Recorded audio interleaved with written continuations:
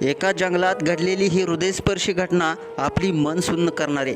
म्हशीच्या कळपामध्ये चुकून एक सिंहिणीचं छोटंसं निरागस पिल्लू शिरलं। एरवी अशा वेळी जो काही अपेक्षित प्रतिसाद मिळतो तो म्हणजे रक्षणासाठी हल्ला, आक्रमकता, भय। कारण शेवटी हा खेळ निसर्गाचा आहे, जिथे बलवान टिकतो आणि तिथं दुर्बल हरतो। पण इथे मात्र काहीतरी वेगळंच घडलं।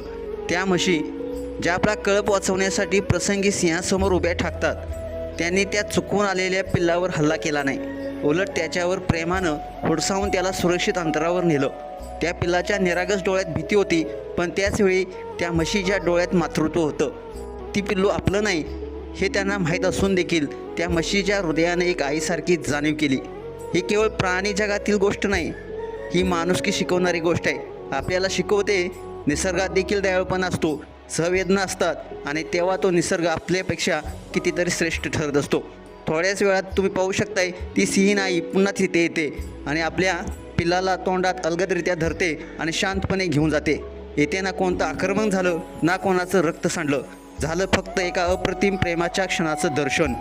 ही घटना आपल्याला अंतर्मुख करते, आपल्यातला माणूस जागा करते। जिथे आपण माणूस असूनही माणसाशी माणसाप्रमाणे वागत नाही, तिथे एक म्हैस देखील एका सिंहाच्या पिल्लावर माया करू शकते।